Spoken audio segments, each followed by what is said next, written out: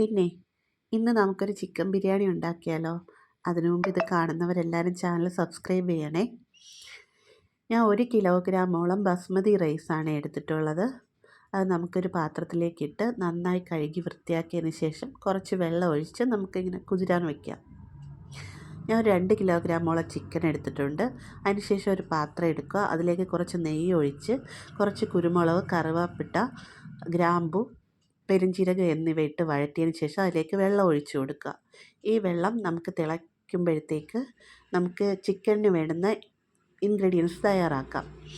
ഞാൻ മുളക് പൊടി ചേർക്കാത്തതുകൊണ്ട് പച്ചമുളക് കുറച്ച് കൂടുതൽ എടുത്തിട്ടുണ്ട്. അപ്പോൾ പച്ചമുളക്, മല്ലിയില, വെളുത്തുള്ളി, പെരുംജീരകം, കുരുമുളക്, ഉപ്പ്, മഞ്ഞൾപ്പൊടി, ഇത്ര ഇൻഗ്രീഡിയൻസാണ് എടുത്തിട്ടുള്ളത്. അപ്പം ഞാൻ പച്ചമുളക് കുറച്ചധികം എടുക്കുക, എരിവ് കിട്ടാൻ വേണ്ടിയാണ്. അത് നമുക്കൊരു മിക്സി ജാറിൽ നന്നായിട്ട് പേസ്റ്റ് രൂപത്തിൽ ഇതുപോലെ അരച്ചെടുക്കാം. അതിനുശേഷം ഈ അരപ്പ് നമുക്ക് നന്നായിട്ട് ചിക്കനിൽ പുരട്ടി വയ്ക്കാം.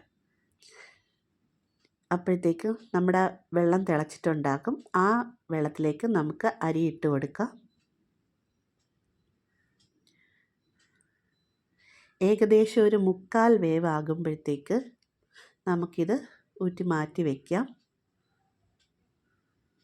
അതിനുശേഷം ഏകദേശം ഒരു 1/4 കിലോയോളം, 1/4 മുതൽ 1 കിലോയോളം സവാള അരിഞ്ഞത്, ഒരു 4-5 തക്കാളി അരിഞ്ഞത് എന്നിവ എടുക്കാം. ഇത് വളരെ ചെറുതായിട്ട് അരിഞ്ഞ് വയ്ക്കുക. ഇതാ നമ്മുടെ ബസ്മതി റൈസ് റെഡി ആയിട്ടുണ്ട്. അടുത്തതായി ഒരു പാൻ എടുക്കുക. ഞാനൊരു ബിരിയാണി പോട്ടാണ് എടുത്തേക്കുന്നത്. അതിലേക്ക് വെളിച്ചെണ്ണ ഒഴിക്കുക. അല്ലാത്തവർക്ക് നെയ്യ് ആവശ്യമുള്ളവർക്ക് നെയ്യ് ഒഴിച്ച് നമുക്ക് ഈ ഉള്ളി വഴറ്റിയെടുക്കാം. ഞാനിപ്പോൾ ഇവിടെ വെളിച്ചെണ്ണയാണ് ഒഴിക്കുന്നത്.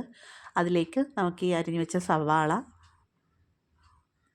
ഇട്ട് കൊടുക്കാം. അതിൻ്റെ കൂടെ തന്നെ നമുക്ക് ഈ തക്കാളി ഇട്ട് കൊടുത്ത് ഒരു ശകലം, നമ്മൾ ആൾറെഡി അരപ്പിലൊക്കെ ഉപ്പ് ചേർത്തിട്ടുണ്ട്, വളരെ കുറച്ച് ഉപ്പും കൂടെ ചേർത്ത് നന്നായിട്ട് ഇളക്കി കൊടുക്കാം.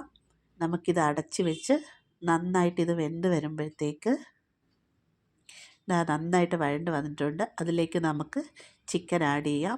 ഈ ചിക്കൻ വേവുമ്പോൾ ബാക്കി ബാലൻസ് വേവാനുള്ള ഉള്ളിയും കൂടെ അതിൽ കിടന്ന് വെന്തോളും. അപ്പോഴത്തേക്ക് നന്നായിട്ട് ഇളക്കി കൊടുക്കുക. ഇത് നന്നായിട്ട് ഇളക്കി കൊടുത്തതിന് ശേഷം നമുക്ക് ഈ ചിക്കൻ അടച്ച് വെച്ച് വേവിക്കാം. ചിക്കൻ ഒരു 1/4 വേവ് ആകുമ്പോഴത്തേക്ക് അതിലേക്ക് ഒരു 1/4 ടീസ്പൂൺ മല്ലിപ്പൊടി ചേർത്ത് കൊടുക്കാം. അത് നന്നായിട്ട് ഇളക്കി യോജിപ്പിച്ചതിന് ശേഷം